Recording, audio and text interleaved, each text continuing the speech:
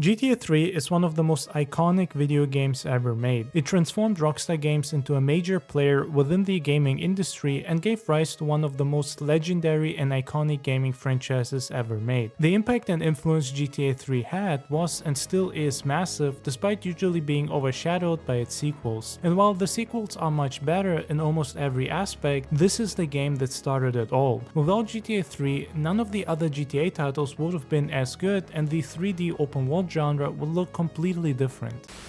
I had a down payment on my house and things were really rolling. All I had to do was every once in a while was tell Sandy that I loved her. Hey, I'm bored. When you gonna drill me? In a moment, sweetheart. I got a little business to take care of. So I tell you to go fuck your mother.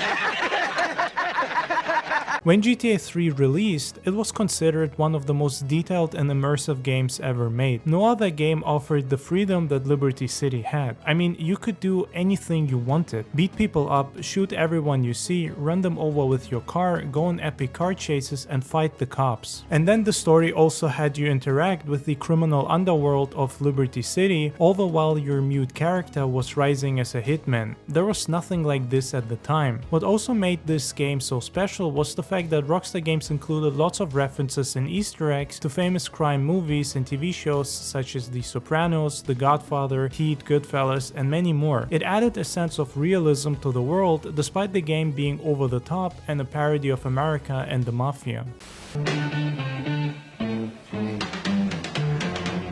Playing it today, it feels very outdated in terms of gameplay, graphics, animations, and pretty much most other aspects. However, despite that, I'd be lying if I said that it wasn't fun to play anymore, because it's still absolutely hilarious and the amount of chaos you can cause here is still higher and better than in a lot of modern open world games. Even the attention to details that's in GTA 3, despite obviously not being on the same level as even Vice City's, which is the most important GTA game ever made in my opinion,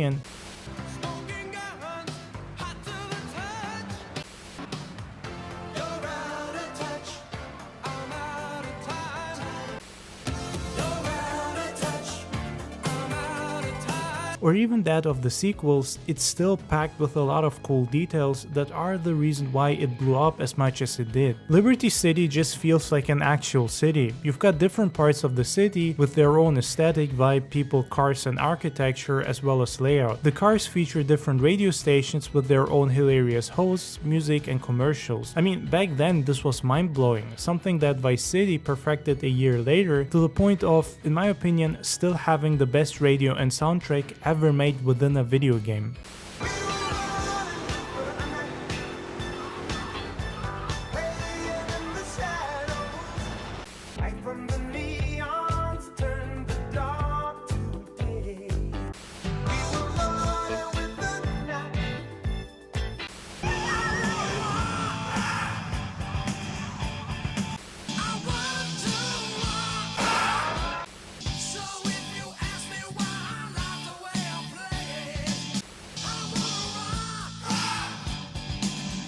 But it was GTA 3 that laid the foundation. All those amazing GTA titles and other open world games that took a lot of inspiration from this franchise, they all used GTA 3 as a foundation and building block. In a way, this is the start of the open world trend that is still going on, and I would argue that even games such as Assassin's Creed owe their existence, or rather large parts of their open world structure, to GTA, despite being completely different games. I think the best part about this game, and any GTA title in general, has always been the absolute chaos and insanity that you can cause. It's one of the reasons why the franchise has been so controversial in the past and still is if you follow the GTA 6 news.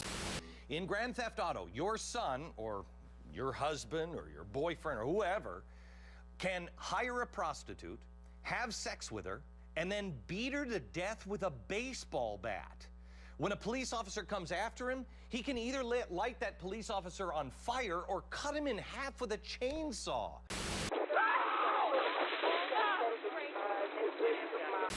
This is entertainment? Yes! Woo!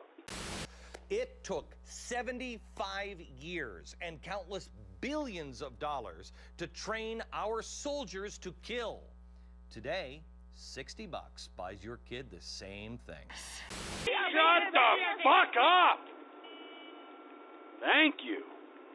No other franchise was this polarizing or got this much attention and media coverage. I mean, at this point, Rockstar Games barely even needs to make any real advertising for their upcoming games. People make a living on YouTube and Reddit talking about GTA, spreading fake rumors or conspiracy clickbait bullshit in such frequent numbers that GTA is basically on the minds of a lot of gamers 24/7. That's insane. One of the reasons why that is of course the fact that you're given almost complete freedom to do whatever you want. You can steal cars and go on wild car chases, fight the police and burn down half the city with a flamethrower. Even after all these years, it's still fun as hell. But another aspect that has aged like gold in my opinion is nostalgia. Just like in Vice City, playing GTA 3 today just makes you feel nostalgic about the time you played it as a kid or a teenager. All those sounds, be it the radio, traffic, pedestrians, or even just random noises like saving, picking up weapons, or passing a mission. To me at least, these are extremely nostalgic and make part of the experience of playing this game today. Even the screams of people as I hit them with a baseball bat or set them on fire. It all brings back so many memories. The game rewards you for being a total maniac, as killing NPCs means most of them will drop some cash, and it's a nice way of making some extra money, even though there's barely any ways of spending that money. Although that's something that is true even in the newer GTA titles. Even better, there are side missions that literally want you to go on rampages and cause as much destruction as possible. That's one of the things that make GTA 3 stand apart from other titles that got released around the same time with a similar setting such as Mafia 1.